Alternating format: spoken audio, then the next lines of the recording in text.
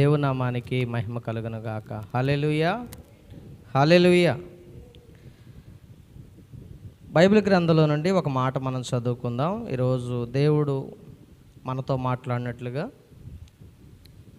దేవుని గ్రంథంలో నుండి మత్తయి రాసినటువంటి శుభవర్తమానము 6వ అధ్యాయము 19 నుండి 21 వచనాలు మనం చదువుదాం. భూమి మీద మీ కొరకు ధనమును కూర్చుకొనవద్దు, ఇక్కడ చెమటయు తుప్పును తినివేయును, దొంగలు కన్నము వేసి దొంగిలెదరు. పరలోకమందు మీ కొరకు ధనమును కూర్చుకొనుడి, అచ్చట చెమటైనను తుప్పైనను దాన్ని తినివేయదు, దొంగలు కన్నము వేసి దొంగిలెరు. నీ ధనం ఎక్కడుండునో అక్కడనే నీ హృదయము ఉండును. ఇక్కడ చదవబడినటువంటి ఈ మాటలు ఒకసారి మనం గమనించుకుందాం. ఎందుకంటే ప్రియమైన దేవుని బిడ్డలారా, మానవుడు సహజంగా తన హృదయం ఎక్కడ ఉంటుంది అని ఆలోచన చేస్తే గనక తన ధనం ఎక్కడుందో తన హృదయం అక్కడ ఉంటుంది. తన ధనం ఎక్కడుందో హృదయం అక్కడ ఉంటుంది. యేసు ప్రభువారు ఆయన భూమి మీద బ్రతికున్నటువంటి దినములలో చెబుతున్నటువంటి మాట ఏంటంటే, ధనం ఎక్కడుంటుందో అక్కడే హృదయం ఉంటుందని చెబుతూ ఉన్నాడు. చూడండి, మనం 1,00,000 రూపాయలు బీరువాలో దాచిపెట్టామనుకోండి, దాన్ని ఏం చేయాలి, ఎక్కడ పెట్టాలి, ఎలా ఉండాలి, దాన్ని ఎలా పెంచాలి, ఏం చేయాలి, ఆ 1,00,000 రూపాయలను ఎలా కాపాడుకోవాలి అని చెప్పి మన హృదయం పద్దాక దేని గురించి ఆలోచించింది? ఆ 1,00,000 గురించి ఆలోచించింది. అవునండి కాదా? అదే 1,00,000 రూపాయలు ఎవరికైనా ఇచ్చామనుకోండి, వాడు ఇస్తాడో ఈడు అని చెప్పేసి మళ్ళా అక్కడ మనసు అక్కడ ఉంటుంది. ఏమండి, ఆ 1,00,000 రూపాయలు పోగొట్టుకున్నామనుకోండి, ఏదైనా తుప్పు తినేసింది, లేకపోతే చిమ్మటి తినేసింది, లేకపోతే దొంగలు దొంగతనం చేసి ఎత్తుకుపోయారు. ఇప్పుడు ఏమైపోద్ది? మన హృదయం అంతా కూడా బాధ, సంతోషం లేనటువంటి దినాలుగా మనం గడుపుతూ ఉంటాం. కాబట్టి యేసు ప్రభువు వారు ఇక్కడ అంటున్నారు, భూమి మీద మీ కొరకు ధనము కూర్చుకొనవద్దు అంటున్నాడు. ధనాన్ని ఎక్కడ దాచుకోకూడదంట? భూమి మీద మనము దాచుకోకూడదని దేవుని వాక్యం స్పష్టంగా చెబుతూ ఉంది. మరి ఎక్కడ దాచుకోవాలంటున్నాడు అంటే, చూడండి, పరలోకమందు మీ కొరకు ధనమును కూర్చుకొనుడి, అచ్చట చెమ్మటి అయినను తుప్పైనను దాన్ని తినివేయదు, దొంగలు కన్నము వేసి దొంగిలిరు. అందుకని అంటున్నాడు, నీ ధనం ఎక్కడుండునో అక్కడనే నీ హృదయం ఉండును. చూడండి, చాలామంది హృదయాలు ఎక్కడున్నాయంట? ధనం ఎక్కడుంటే అక్కడే హృదయము ఉంటుంది. చూడండి, ధనాన్ని ఎక్కడ కూర్చుకోవద్దని యేసు ప్రభు వారు చెబుతూ ఉన్నారంటే, భూమి మీద మీరు ధనాన్ని కూర్చుకోవద్దు అంటున్నాడు. అర్థమవుతుందండి? భూమి మీద ధనాన్ని కూర్చుకోకూడదంటే ఎక్కడ ధనం కూర్చుకోకూడదు? మరి భూమి మీద గొప్పతనం కానీ, లేకపోతే అధికారం కానీ, లేకపోతే గౌరవం కానీ ఎక్కడొస్తాయి? భూమి మీద ధనాన్ని బట్టే గౌరవం వస్తుంది. అర్థమవుతుందండి? మనం ఒక మంచి కారు వేసుకొని వచ్చామనుకోండి, దానికి ఉండే విలువ సైకిల్ వేసుకొచ్చిన వాళ్ళకి ఉండదు. ఉంటుందా? ఏమండి, ఎడ్ల బండి మీద వచ్చిన వాళ్ళకి కారు మీద వచ్చిన వాళ్ళకి తేడా ఉందా లేదా? ఏమండి, మనిషి ఇద్దరు ఒకటే, మనిషి స్వభావం ఒకటే, మనిషి విధానం ఒకటే, కానీ వాళ్ళు ఉన్నటువంటి ఆస్తి అంటే వాళ్ళకున్నటువంటి అర్హత, వాళ్ళకున్నటువంటి ధనము ఎంతైతే ఉందో దాన్ని బట్టి కూడా గౌరవం అనేది ఇస్తూ ఉంటారు. చూడండి, మనం సైకిల్ వేసుకొని వెళ్ళామనుకోండి, దానికి ఇచ్చే మర్యాద వేరు. ఏమండి, అదే ఒక మరి కారు కానీ, లేకపోతే చక్కటి మోటార్ బైకులు కానీ మంచి కొత్తది వేసుకొని వెళితే దానికి ఇచ్చే గౌరవం వేరే ఉంటుంది. అందుకనే చూడండి, ధనం ఎక్కడుందో అక్కడే హృదయం పనిచేసిద్దంట. అర్థమవుతుందండి? పాస్టర్ గారు కూడా సూటు కోటు బూట్ వేసుకొని వచ్చాడనుకోండి, దానికి ఉండే విధానం వేరు. అయ్యగారు అనే గౌరవం ఎక్కడికో వెళ్ళిపోద్ది. ఏమండి, వామ్మో ఈ అయ్యగారి దగ్గరికి వెళ్తే ఏమైనా దొరికిద్దేమో, ఏదైనా పెడతాడేమో, ఏదైనా దొరికిద్దేమో అని ఆలోచన చేస్తూ ఉంటారు. ఏమండి, ధనమును వెంబడించకూడదని చెబుతున్నాడు దేవుడు, ధనాన్ని సమకూర్చుకోకూడదని చెబుతూ ఉన్నాడు. అంటే ధనం ఎంతవరకు అంట? తృప్తిగా తిని, ఏంటంట? తృప్తిగా తిని కలిగి ఉన్న దానిలో సంతోషపడాలంట. మనం కలిగి ఉన్న దాంట్లో సంతోషపడాలి, లేని దానికోసమే పరిగెత్తకూడదు. అందుకని ఇక్కడ దేవుని వాక్యం చెబుతుంది, మీరు ధనాన్ని ఎక్కడ దాచుకోవాలంటున్నాడంటే, భూమి మీద దాచుకోమాకండి మీ ధనాన్ని, పరలోకమందు దాచుకోండి. అప్పుడు మీ ధనం ఎక్కడ ఉంటుందో అక్కడ మీ హృదయం ఉంటుందని దేవుని వాక్యం స్పష్టంగా ఇక్కడగా మనకు తెలియపరచబడుతూ ఉంది ప్రియమైన దేవుని బిడ్డలారా. అందుకనే చూడండి, ఒక పేదవాడు ఉన్నాడు. ఒక పేదవాడు రోజు పనికెళ్తూ ఉన్నాడు. పొద్దు నుండి సాయంత్రం వరకు కష్టపడుతూ ఉన్నాడు. కష్టపడి ఆ కష్టార్జితంలో వచ్చినటువంటి ఆహారం తెచ్చుకొని చక్కగా తిని హాయిగా పిల్లలతో తిని సంతోషంగా హ్యాపీగా నిద్రపోతూ ఉన్నాడు. కానీ ఒక అంతస్తు కలిగిన వాడు ఉన్నాడు, ఒక ధనవంతుడు ఉన్నాడు. డబ్బులు మూలుగుతూ ఉన్నాయి బీరువా నిండా కూడా. ఆ ధనాన్ని కూర్చుకొని దాచిపెట్టుకున్నాడు. ఇప్పుడు ఆయన అంటున్నాడు, నా ప్రాణమా తిను, నా ప్రాణమా తాగు, నా ప్రాణమా ఎంజాయ్ చేయి, నీకేది కావాలో అది చేయి అంటున్నాడు. ధనం ఉన్నవాడు హత్య చేసినా కూడా ధనాన్ని చెల్లుబాటు చేయించుకోగలుగుతాడు. అన్యాయాన్ని న్యాయంగా మార్చుకోగలుగుతాడు. ఏమండి, ధనం ఉన్నవాడు ఏదైనా చేయగలడు. పేదవాడి దగ్గర ఉన్నది లాక్కోగలడు. అలాగే ధనం ఉన్నవాడు ఏదైనా వాడిని చంపడానికి కూడా వెనకాడు. ప్రియమైన దేవుని బిడ్డలారా, అంటే ధనము ఎంత ప్రమాదకరమో గమనించండి. అది ఎంతవరకు మనకు ఉండాలో అంతవరకే ఉండాలి, కానీ అధిగమించిన ధనం మన ప్రాణానికి ముప్పు అంటుంది దేవుని వాక్యం. అర్థమవుతుందండి? డబ్బు పాము లాంటిదని చెబుతుంది వాక్యం. డబ్బు ఎలాంటిదంట? పాము లాంటిదంట. మంచి స్నేహితులను కూడా డబ్బు విడగొడతా ఉంది. మంచి బంధువులను కూడా డబ్బు విడగొడతా ఉంది. ఏమండి, చుట్టరికాన్ని కూడా డబ్బు విడగొడతా ఉంది. డబ్బు వలన సొంత తల్లిదండ్రుల మధ్యలో కూడా గొడవలు వచ్చినటువంటి విధానాలు ఉన్నాయి. డబ్బుల విషయంలో బంధువులు కొట్టుకొని విడిపోయి పగలు పెంచుకొని ప్రతీకారాలతో చంపుకున్నటువంటి వ్యక్తులు కూడా ఉన్నటువంటి విధానాన్ని మనం చూస్తూ ఉన్నాం. అందుకనే దేవుడు అంటున్నాడు, ఉంటే నువ్వు ధనానికి దాసుడిగా ఉండు, లేకపోతే నాకైనా దాసుడిగా ఉండు. అంతేగాని నాకు ధనానికి దాసుడిగా ఉంటే మాత్రం నాకు నువ్వు అక్కరలేదని చెబుతున్నాడు దేవుడు. ఏంటంటండి, నువ్వు ధనానికి దాసుడిగా ఉంటే నాకు దాసుడిగా నువ్వు ఉండలేవని చెబుతున్నాడు దేవుడు.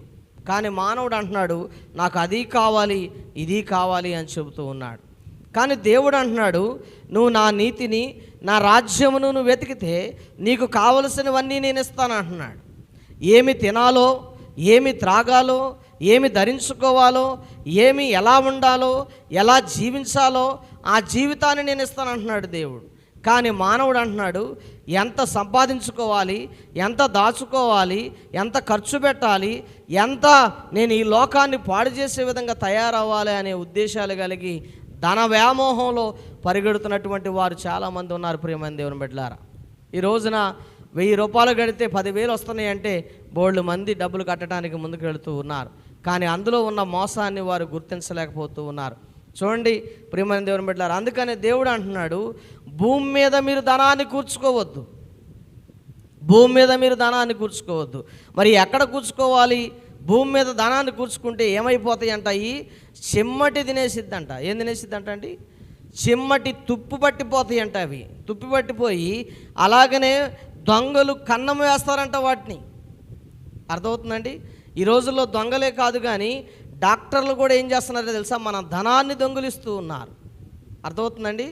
ఏదో బలహీనత వచ్చిందని, దగ్గు వచ్చిందని, జలుబు వచ్చిందని మనం హాస్పిటల్కి పోతే దాదాపు బాడీలో ఉన్న టెస్టులన్నీ చేసి, ఇదిగో నీకు ఆరోగ్యం వచ్చింది, నీకు గుండె దగ్గర హోలు పడింది అని భయపెట్టి లక్షల డబ్బులు గుంజి వాళ్ళు చచ్చిపోయిన తర్వాత కూడా వెంటిలేటర్ మీద పెట్టి వారు నెల రోజులు వైద్యం చేసినట్టుగా నడిపించి వారు ధనాన్ని లాక్కునేవారు ఈ రోజుల్లో తయారయ్యారు. ప్రియమైన దేవుని బిడ్డలారా, చూడండి ధనము ఎన్ని విధాలుగా మనిషిని పాడు చేస్తుందో. ప్రియమైన దేవుని బిడ్డలారా, కూరగాయలు పండించే వారిని కూడా చూడండి.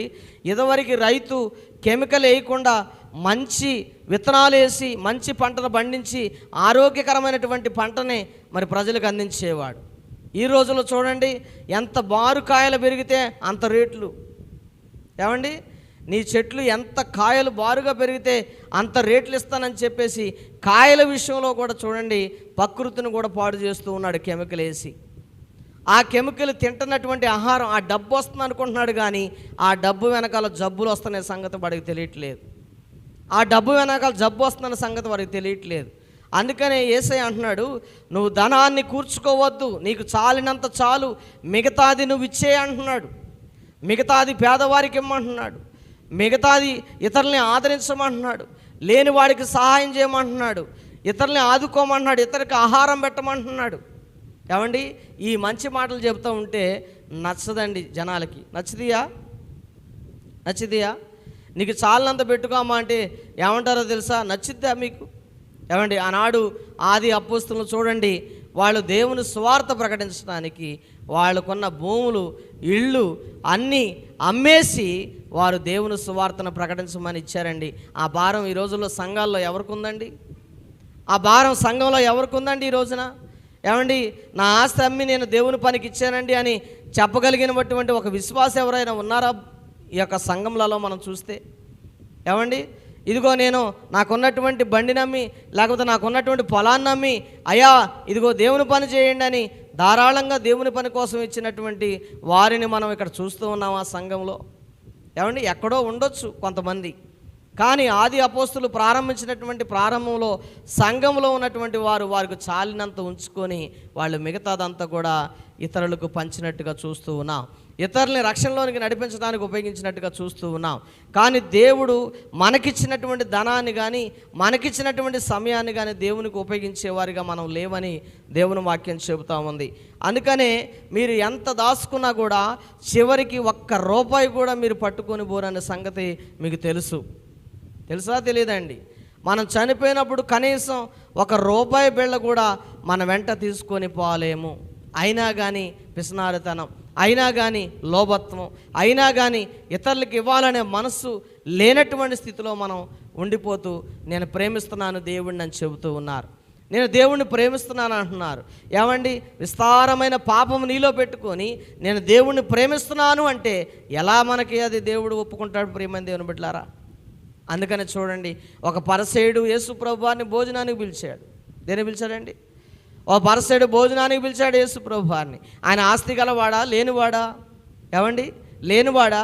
భోజనానికి పిలిచాడంటే కొద్ది గొప్ప ఉన్నవాడనేగా అర్థం.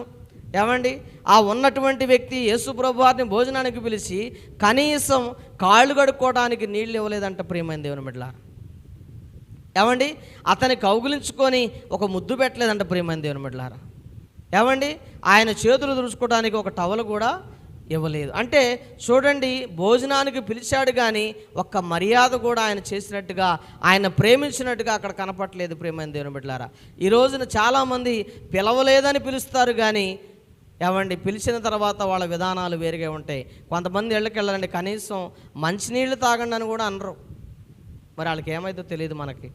ఏమండి, మంచినీళ్ళు తాగమని కూడా అడగరు. కానీ వాళ్ళు వేరే వాళ్ళ ఇంటికి వెళ్తే అంటారు కదా, కనీసం మనల్ని పట్టించుకోలేదు, మనకు మంచినీళ్ళు కూడా ఇవ్వలేదని చెప్పేసి అనేక రకమైన మాటలు మాట్లాడుతూ ఉంటారు. ప్రియమైన దేవుని బిడ్డలారా, అందుకనే దేవుని వాక్యం స్పష్టంగా చెబుతుంది, ఈ పాపాత్మురాలైన ఒక స్త్రీ అంట ఆ సీమోను ఇంటికి వచ్చినటువంటి యేసు ప్రభువారిని గుర్తెరిగి యేసయ్యను చూసి యేసయ్యను కలుసుకోవడం కోసం తనకున్నటువంటి వ్యామోహాన్ని వదిలిపెట్టుకొని, తనకున్నటువంటి వ్యభిచారతత్వాన్ని వదిలిపెట్టుకొని, తన పాపాన్ని క్షమించగలిగినటువంటి పురుషుడు ఇక్కడికి వచ్చాడని గుర్తెరిగి యేసు ప్రభువారి దగ్గరికి వచ్చి ఆయన పాదాల మీద పడి ముద్దు పెట్టుకుంటూ ఆయన పాదాలను కన్నీళ్లతో తడిపి ఆయన పాదాలను కడిగి ఆయనకి పదే సార్లు ఆయన పాదాల మీద పడుతూ ముద్దు పెట్టుకుంటూ ఉన్నటువంటి ఆ స్త్రీని చూసి ఆయన చెబుతున్నటువంటి మాట ఏంటంటే, సీమోను, ఇదిగో సీమోను అంటున్నాడంట యేసు ప్రభు వారితో అంటున్నారు. ఏమని అంటున్నాడంటే, అయ్యా ఇదిగో ఏమి ఎలాంటిదో నీకు తెలియదా అంటున్నాడంట.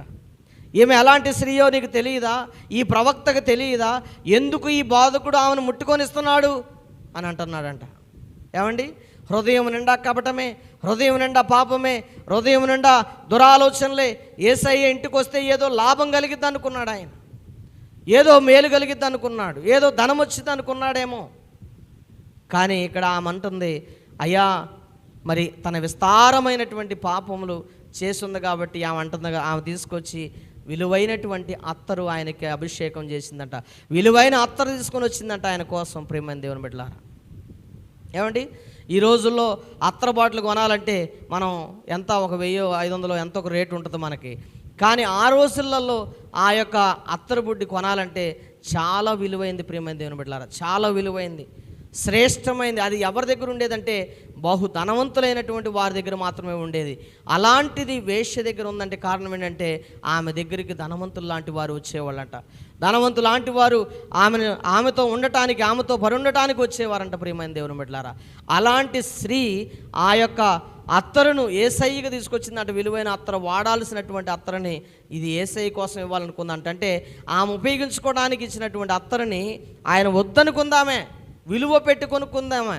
ఆ కొనుక్కున్నటువంటి అత్తరుని ఏం చేసిందంటే యేసయ్య కోసం వదిలేసుకుంది. ప్రియమైన దేవుని బిడ్డలారా, అంటే ఇప్పుడు ఆమె ధనం ఎక్కడ దాచుకుంటుంది? ఏమండి, భూమి మీద దాచుకుంటుందా? ఆమె చేసిన పనులు ఎక్కడ దాచుకుంటుంది? పరలోక రాజ్యంలో దాచుకుంటుంది. ఇప్పుడు యేసుప్రభువారు ఆమె గురించి ఏం సాక్ష్యం ఇస్తున్నాడు? సీమోను, నేను ఇంట్లోకి వస్తే కనీసం నువ్వు కాళ్ళు కడుక్కోవడానికి నీళ్ళు ఇవ్వలేదు అన్నాడు. ఇప్పుడు ఆమెతో ఏమంటున్నాడు తెలుసా? ఆమె కన్నీళ్లతో నా కాళ్ళు కడిగిందని చెబుతూ ఉన్నాడు. ఏమండి, నువ్వు తుడుచుకోవడానికి టవల్ ఇవ్వలేదని చెప్పాడు, కానీ ఆమె ఎంటికలతో, ఆమె కురి వెంట్రుకలతో ఆ కాళ్ళు తుడుస్తూ ఉందని చెప్పాడు ఆయన. అలాగనే నువ్వు కనీసం ఏదైనా నాకు ఇవ్వలేదు, నన్ను ఒక ముద్దు కూడా పెట్టుకోలేదు, నువ్వు ప్రేమించినన్ను అంటే ఆమె పదే పదే ముద్దు పెట్టుకుందంట పాదాల మీద పడి క్షమించమని. ఆమె మనసు ఎంత పశ్చాత్తాపంగా ఉందో ప్రియమైన దేవుని బిడ్డలారా. ఈ రోజున దేవుడికి కావాల్సింది ఎవరు అంటే ఇదిగో అలాంటి క్షమాపణ కలిగినటువంటి వారు, ధన వ్యామోహాన్ని వదిలిపెట్టేవారు, ధనాన్ని ప్రేమించకుండా దేవుని కోసం పనిచేసేవారు దేవుడికి కావాలని దేవుడు కోరుకుంటున్నాడు. అందుకనే ధనం ఎక్కడుంటుందో హృదయం అక్కడ ఉంటుందని చెబుతుంది వాక్యం. నీ ధనం ఎక్కడుందో అక్కడే నీ హృదయం పనిచేస్తుందని దేవుని వాక్యం చెబుతుంది. ఈ రోజున ప్రార్థనకు రావాలంటే డబ్బు కావాలి, ప్రార్థనకు రావాలంటే ధనం కావాలి. ఏమండి, ఎక్కడికి వెళ్ళాలన్నా ధనం కావాలి, కానీ అది సరిపడంత దేవుడు మనకి ఇవ్వాలి. ప్రియమైన దేవుని బిడ్డలారా, భక్సింగ్ గారు వారి జీవితంలో పాస్టర్ గారు ఆ సేవకుడు ప్రార్థన చేసి బయలుదేరితే ఆయన జేబులో డబ్బులు లేకపోయినా ఏ ప్రయాణానికి వెళ్ళాలో, ఎంతవరకు వెళ్ళాలో, ఎక్కడ వరకు కావాలో అంతవరకు దేవుడు ధనాన్ని సమకూర్చుకుంటూ వెళ్ళేవాడంట. మన అవసరతలు తీరిస్తే చాలదా మనకి? ఏమండి, అంతకు మించి మనకు కావాలా? అంతకు మించి మనకు కావాలా? ఏమండి, ఎవరినో చూసి మనం వాత పెట్టుకోకూడదు. ఏమండి, పులిని చూసి నక్క వాత పెట్టుకుందంట, తెల్లార్లు ఏడవటమే. ఎందుకంటే బాధ, ఎందుకంటే దాన్ని చూసి దానిలాగా ఉండాలని మనం అనుకుంటే పాడైపోతాం. అందుకంటే దేవుడు అంటున్నాడు, నీ ధనమును నువ్వు భూమి మీద కూర్చుకోవద్దు, నువ్వు ధనమును దేవుని రాజ్యంలో కూర్చుకో అంటున్నాడు. చూడండి, ఒక పేద విధవరాలు కూడా తనకున్నటువంటి 2 కాసులను యేసు ప్రభు వారికి ఇచ్చేసింది. ఈ ధనం నాకు ముఖ్యం కాదయ్యా, నువ్వుంటే నాకు చాలు, నువ్వుంటే నాకు చాలు అని ఆమె హృదయాన్ని దేవునికి ఇచ్చేసింది. ప్రియమైన దేవుని బిడ్డలారా, అందుకనే యేసయ్య ఆమెను ప్రేమించినట్టుగా మనం చూస్తూ ఉన్నాం. విస్తారమైన ధనం ఉండటం వల్ల నిన్ను దేవుడు ప్రేమించడు, కానీ నీ మనస్సును బట్టి దేవుడు నిన్ను ప్రేమిస్తాడు, నీ హృదయాన్ని బట్టి దేవుడు నిన్ను ప్రేమిస్తాడు, నీ హృదయం ఎక్కడ ఆలోచిస్తుందో దాన్ని బట్టి నిన్ను దేవుడు ప్రేమిస్తాడు. అంటే మన హృదయం ఏ విధమైన ఆలోచనలో ఉందో ఒకసారి ఆలోచన చేయండి. అందుకనే దేవుడు అంటున్నాడు కదా, పరలోకమందు మీ ధనాన్ని కూర్చుకోండి, అక్కడ చెమ్మట ఉండదు, తుప్పు ఉండదు, ఏమీ ఉండదు, దొంగలు కూడా దొంగతనం చేయడానికి అవకాశం లేదని చెబుతూ ఉన్నాడు. ప్రియమైన దేవుని బిడ్డలారా, మరి అలాంటప్పుడు మనం ధనాన్ని ఎక్కడ దాచుకోవాలి? ఏమండి, మరి ఇక్కడంటే లాకర్లు ఉన్నాయి, తలుపులు ఉన్నాయి, అవి ఉన్నాయి, ఇవి ఉన్నాయి, దాచుకోవటానికి ఉన్నాయి. బీరువాలో పెడితే అది ఇనుము కాబట్టి కొన్ని రోజులు అలాగే ఉంచితే ఆ కాగితాలు తుప్పు పట్టిపోతాయి. అర్థమవుతుందండి, వాటికి చెదలు పట్టిపోతాయి. నేను ఒకప్పుడు ఏం చేశానంటే 10 రూపాయల కాగితాలు అన్నీ దాచిపెట్టి ఒక ఇనప పెట్టిలో దాచిపెట్టి పెడితే అవన్నీ కూడా బొక్కలు పెట్టినాయి పురుగులు. ఏమండి, తర్వాత చూసుకుంటే మొత్తం తినేస్తే మా నాన్న అన్నాడు, ఎరా ఎవరైనా అందులో పెడతారా డబ్బులు అన్నాడు. అంటే ఎవరికి తెలియకుండా దాచుకుందాం అనుకున్నాను. ఏమండి, అలాగా తినేస్తాయి అంట తుప్పు. కాబట్టి అందుకనే భూమి మీద మీరు ధనాన్ని కూర్చుకోమాకండి అని చెబుతూ ఉన్నాడు. మరి ఎక్కడ దాచుకోవాలంట? పరలోకమందు దాచుకోవాలి. ఇది నేను చెప్పే మాట కాదండి, యేసయ్య క్లియర్గా చెబుతూ ఉన్నాడు. యేసయ్య భూమి మీద ఉన్నప్పుడు చెబుతున్నాడు, నువ్వు ధనానికి దాసుడివై ఉంటే నన్ను సేవించలేవు, నువ్వు ధనాన్ని వెంబడిస్తే నన్ను ప్రేమించలేవు, నువ్వు ధనం వెంబడ పరిగెడితే నన్ను ప్రేమించలేవు, కానీ నువ్వు నన్ను ప్రేమించు, వాటికి కావలసినవన్నీ నేను ఇస్తానని చెబుతూ ఉన్నాడు. ప్రియమైన దేవుని బిడ్డలారా, ఆయన ప్రేమిస్తే మనకి ఏది కావాలో ఆయన ఇస్తాడు. ఆహారం కావాలా ఇస్తాడు, వస్త్రాలు కావాలా ఇస్తాడు, ధనం కావాలా ఇస్తాడు. యోబును దీవించినట్టుగా మనల్ని కూడా దీవిస్తాడు ఆయన. కానీ ధనమే ప్రాముఖ్యమని జీవిస్తే మట్టికి ఆ ధనం వైపు వెళ్ళిపోతే నువ్వు నరకానికి వెళ్ళిపోతావని దేవుని వాక్యం చెప్తా ఉంది. కాబట్టి మన హృదయం ఎక్కడ ఉంటుందంట? ధనం ఎక్కడుందో మన హృదయం కూడా అక్కడే ఉంది అని చెబుతున్నాడు. అందుకని ఈ పాపాత్మురాలైన స్త్రీ తన హృదయాన్ని ఎక్కడ పెట్టుకుందంటే యేసయ్య పాదాల దగ్గర, యేసయ్య దగ్గర పెట్టుకుంది. యేసయ్యనే ఆలోచించింది. ఇది ఈ లోకము కంటే, ఈ లోకంలో ఉన్న వాటి కంటే నాకు యేసయ్య ముఖ్యం అనుకుంది. కాబట్టి ఆ సమస్తాన్ని యేసు ప్రభు వారికి ఇవ్వటానికి ఇష్టపడింది. ఆమె కన్నీళ్లనిచ్చింది. ఆమెకున్నటువంటి సమస్తము దేవునికి అప్పచెప్పుకుంది. అందుకని ఆయన అంటున్నాడు కదా, విస్తారమైన పాపములు చేసింది కాబట్టి విస్తారంగా నన్ను ప్రేమించింది, అందుకే విస్తారంగా క్షమించబడిందని యేసుప్రభు ఆమె గురించి సాక్ష్యం ఇచ్చినట్టుగా మనం చూస్తూ ఉన్నాం. అందుకనే మన జీవితంలో కూడా మనకున్నటువంటి ప్రతిదాన్ని కూడా యేసయ్యకి ఇచ్చినప్పుడు, మనసారా మనం యేసయ్యని ప్రేమించినప్పుడు ఖచ్చితంగా మన జీవితాలు దేవుడికి అర్పించబడతాయి. ఖచ్చితంగా మనం దేవునికి విలువైన బిడ్డలుగా ఉంటాం. మన గురించి కూడా ఒకరోజు మన సాక్ష్యాన్ని దేవుడు చెబుతాడు. ఇదిగో పలానా ఆయన, ఇదిగో పలానామ, ఇదిగో నా కొరకు ఇలా చేసిందని నీ పేరును జీవ గ్రంథంలో రాయిస్తాడు. లేదా సంఘమే సాక్ష్యంగా నీ కొరకు నిలబడి ఉంటుందంట. ప్రియమైన దేవుని బిడ్డలారా, అర్థమవుతుందండి? అందుకని మనం ధనాన్ని ఎక్కడ దాచుకోవాలి? పరలోక రాజ్యంలో దాచుకోవాలి. ఈ విషయం చెప్తే చాలామంది అనుకుంటారు, పాస్టర్ గారు ధనం పిచ్చి పట్టిందండి, పాస్టర్ గారు ధనం అడుగుతున్నాడండి, పాస్టర్ గారు ధనం గురించి చెబుతున్నాడండి అని అనుకుంటారు. కానీ దేవుని వాక్యం చెబుతుంది, నీ ధనం ఎక్కడుంటే నీ హృదయం అక్కడ ఉంటుందని. మరి పాస్టర్ గారికి ధనం మీద లేదా అంటే, అందరికీ ధనం అవసరమే, కానీ ధనమే దేవుడు కాదు. ప్రియమైన దేవుని బిడ్డలారా, ధనమే దేవుడు కాదు. ధనాన్ని వైపే మనం ప్రేమించాల్సిన అవసరం లేదు. ధనం ఉన్నా లేకపోయినా కూడా పోషించగలిగిన వాడు నా దేవుడు. ధనం ఉన్నా లేకపోయినా జీవింపజేయగలిగిన వాడు నా దేవుడు. ఏమండి, ధనమే ప్రాముఖ్యం కాదు, కానీ దేవుడి ఇవ్వగా దాన్ని ఆపగలిగిన వాడు ఎవడు లేడని చెబుతుంది దేవుని వాక్యం.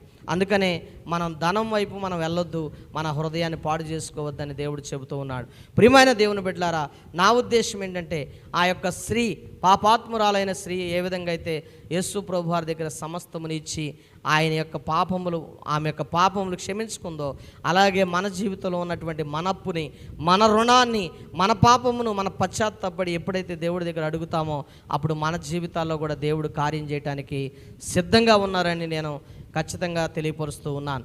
కాబట్టి మనం ప్రార్థన చేద్దాం. దేవుడు ఈ అంశం ద్వారా నీతో మాట్లాడారని నేను నమ్ముతూ ఉన్నాను. ఈ మాటల ద్వారా నీతో ఆయన మాట్లాడారని నేను ఉద్దేశించి ఉన్నాను.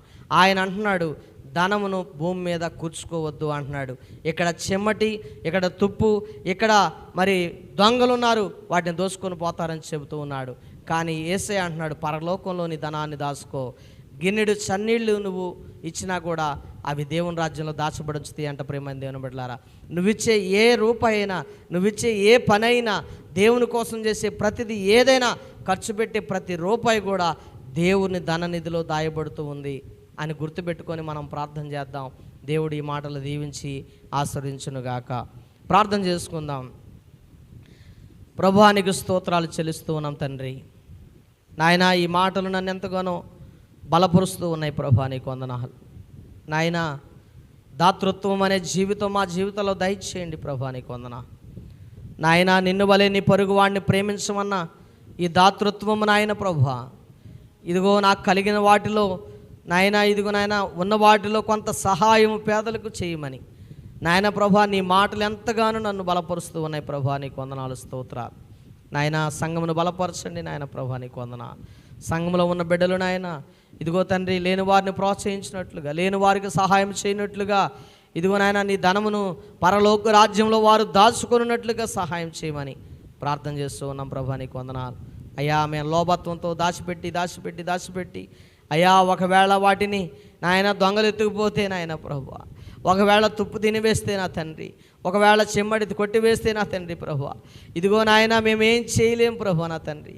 అయ్యా, ఇదిగో నాయన, మరి అది నీ కొరకు ఉపయోగించబడితే, నీ కొరకు వాడబడితే, ఇదిగో నాయన ఆ ధనము పరలోక రాజ్యంలో దాయపడుతుందని చెప్పావు తండ్రి. నీకు వందనాలు. అక్కడ దొంగలు లేరని చెబుతున్నావు, అక్కడ చిమ్మటి లేదని చెబుతూ ఉన్నావు, అక్కడ నాయన ప్రభా ఏది కూడా తినివేయదని చెబుతూ ఉన్నావు ప్రభా. నీకు వందనాలు. కాబట్టి నాయన, మా హృదయము నీ దగ్గర ఉండటానికి సహాయం చేయండి. ఈ లోకంలో ధనం వైపు పరిగెత్తకుండా నాయన ప్రభా, ధన వ్యామోహంలో మేము ఉండకుండా, ధనాన్ని ప్రేమించకుండా నాయన ప్రభా, నిన్ను ప్రేమించే భాగ్యాన్ని మాకు దయచేయమని ప్రార్థన చేస్తున్నాం. అయ్యా, సీమోను అంటున్నాడు, ఆ అత్తరు ఎందుకు వేస్ట్ చేస్తున్నావు అని అన్నప్పుడు ఆయన అంటున్నాడు కదా, ఇదిగో నువ్వు భూమి మీద సంపాదించుకుంటూనే ఉంటావు, కానీ ఇదిగో ఆమె విలువైన దాన్ని నాకు ఇవ్వడానికి ఇష్టపడింది. నువ్వు ఇవ్వటానికి ఇష్టపడలేదు కనుకనే నువ్వు కొద్ది పాపములు క్షమించబడ్డాయి, తక్కువగా ప్రేమించావని చెబుతూ ఉన్నాడు. కాబట్టి మన జీవితంలో మనం దేవుణ్ణి పరిపూర్ణంగా ప్రేమించేవారుగా మనం ఉండాలి, ఆయన ప్రేమించేవారుగా ఉండాలి. ఆమె ప్రేమించింది యేసుప్రభు వారిని ఎంతగానో ప్రేమించి ఆమె పాపములు ఒప్పుకొని పశ్చాత్తాపడి, ఇదిగో ప్రభువా నాకు ఈ ధనం వద్దు, ఇవి వ్యామోహం వద్దు, ఇవి వ్యభిచారం వద్దు, నేను నీతిగా బ్రతుకుతా, సమాధానం కలిగిన దానికి బ్రతుకుతా, నా జీవితాన్ని మార్చుకుంటానని యేసయ్య దగ్గరికి వెళ్ళి ఆమె క్షమించబడి, అప్పుడు అంటున్నారు కదా వారందరూ కూడా, శాస్త్రులు పరిసయ్యులు ఉన్న వారందరూ అంటున్నారు, ఈయన పాపాలు క్షమిస్తున్నాడు, ఇతనెవడో అని అనుకుంటూ ఆశ్చర్యపోతూ ఉన్నారు. ఆయన దేవుడని వారు సంగతిని గుర్తెరగలేకపోయారు. ఆయన దేవుడని, ఆయన భూమి మీద రక్షకుడుగా ఈ భూమిలో ఉన్న వారిని రక్షించడానికి వచ్చిన వాడని వారు గుర్తెరగలేకపోయారు. ప్రియమైన దేవుని బిడ్డలారా, ఈరోజు నువ్వు కూడా అలాంటి స్థితిలో ఉంటే ఒకసారి గుర్తెరగడానికి సిద్ధపడు. ఆయనే నిజమైన దేవుడని గుర్తెరుగు, ఆయన నిన్ను రక్షించడానికి వచ్చాడని గుర్తెరుగు. ఇకనైనా రక్షణ నీ జీవితంలో లేకపోతే రక్షణ పొందుకోవడానికి సిద్ధపడు. ఒకవేళ ఇంకనైనా నువ్వు లోకంలో జీవిస్తూ ఉంటే ఆ లోకాశల్లో నుండి మారి ప్రభు వైపు తిరిగితే నీ జీవితం ఆయనలో చక్కగా నడిపించబడుతూ ఉంది. దేవుడు నిన్ను దీవించబోతూ ఉన్నాడు, దేవుడు నిన్ను ఆశ్రయించబోతూ ఉన్నాడు. ఏ విధంగా అంటే ఆత్మీయంగా, ఆరోగ్యంగా నీ కుటుంబాన్ని బలమైనటువంటి పాత్రలుగా దేవుడు వాడుకుంటూ ముందుకు నడిపించడానికి ఆయన సిద్ధపడుతూ ఉన్నారు. ప్రియమైన దేవుని బిడ్డలారా, ఇదిగో ఈ మాటలు విని ఎవరైతే గ్రహించారో నా తండ్రి, వారి జీవితాల్లో మేలు చేయమని ప్రార్థన చేస్తూ ఉన్నాం ప్రభువా. దానమే ప్రాముఖ్యమని దేవుని సన్నిధి కూడా వదిలిపెట్టి వారికి నచ్చిన పనుల్లో, వారికి నచ్చిన ఉద్యోగాల్లో, వారికి నచ్చిన ప్రయాసలు పడుతున్నటువంటి వారిని క్షమించండి నాయన ప్రభువా, నీకు వందనాలు. ఈరోజు దేవుని సన్నిధి ఉన్నదని కూడా గుర్తెరగకుండా వారికి నచ్చినట్టుగా ప్రవర్తిస్తున్నటువంటి వారిని క్షమించండి నాయన ప్రభువా, నీకు వందనాలు. ఆ తండ్రి మీరు అంటున్నారు కదా, మీరు క్షమించమని అన్నారు తండ్రి నాయన ప్రభు, వారిని క్షమిస్తూ ఉన్నాం ప్రభు, నీకు వందనాలు. నాయన నిన్ను వెంబడించే భాగ్యాన్ని వారికి దయచేయమని, ఈ మాటల ద్వారా వారి జీవితాల్లో పరివర్తన తీసుకురమ్మని, మీరే మహిమ ఘనత ప్రభావాలు పొందుకొని బిడ్డలను సమృద్ధిగా దీవించి ఆశ్రయించమని మా ప్రభును రక్షకుడైన యేసుక్రీస్తు నామములో ప్రార్థన అడుగుతున్నాము తండ్రి. ఆమేన్, ఆమేన్. అందరికీ వందనాలండి. దేవుడు మిమ్మల్ని అందరిని దీవించి ఆశ్రయించునుగాక.